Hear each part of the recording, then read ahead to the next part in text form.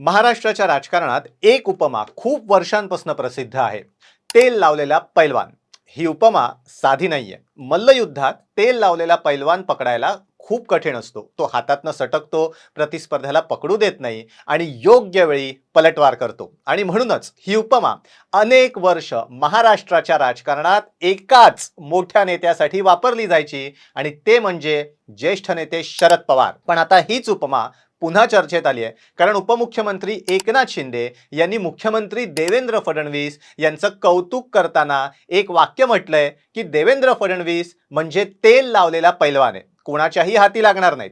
शिंदेंनी उच्चारलेलं हे वाक्य फक्त कौतुक आहे असं म्हणताच येणार नाही, कारण राजकारणात प्रत्येक शब्दाचा अर्थ असतो आणि प्रत्येक वक्तव्याचा एक संदेशही असतो. सगळ्यात पहिली गोष्ट म्हणजे या वक्तव्यामागे देवेंद्र फडणवीसांची रंगवलेली प्रतिमा दिसते. गेल्या काही वर्षात महाराष्ट्राच्या राजकारणात देवेंद्र फडणवीस यांची प्रतिमा एका मास्टर स्ट्रॅटेजिस्ट सारखी तयार झाली आहे. राजकीय गणित अचूक मांडणं, योग्य वेळी योग्य निर्णय घेणं आणि कठीण परिस्थितीतून बाहेर पडणं, या गोष्टींमुळे अनेक जण त्यांना महाराष्ट्राच्या राजकारणातील राजकीय चाणक्य असंही म्हणतात.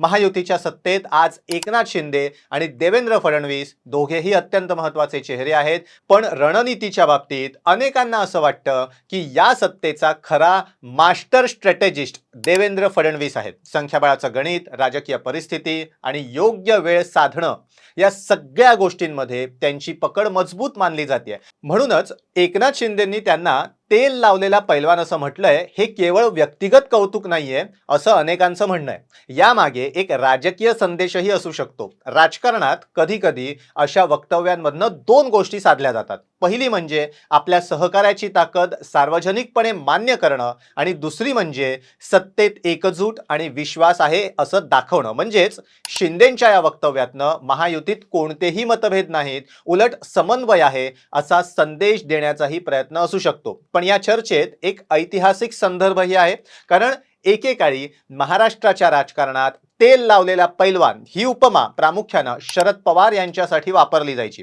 शरद पवारांच्या राजकीय कारकिर्दीत अनेक वेळा अशा घटना घडल्या जिथे त्यांनी परिस्थिती पूर्णपणे बदलून टाकली. अचानक निर्णय घेणं, वेगवेगळ्या पक्षांसोबत समीकरणं जुळवणं आणि कठीण परिस्थितीतून मार्ग काढणं, या सगळ्यामुळे पवारांना तेल लावलेला पैलवान अशी उपमा दिली जायची. पण गेल्या काही वर्षात महाराष्ट्राच्या राजकारणाच्या परिस्थितीत बदल होताना दिसतोय आणि अनेकांच्या मते आता तीच प्रतिमा काही प्रमाणात देवेंद्र फडणवीस यांच्याशी जोडली जाऊ लागली.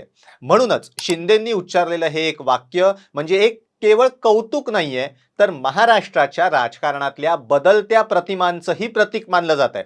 एकेकाळी ही उपमा शरद पवारांसाठी वापरली जायची आणि आज तीच उपमा देवेंद्र फडणवीसांसाठी वापरली जाते. त्यामुळे एका बाजूला महाराष्ट्राच्या राजकारणात खरा तेल लावलेला पैलवान कोण, शरद पवार की देवेंद्र फडणवीस, अशी चर्चा सुरू झालेली आहे.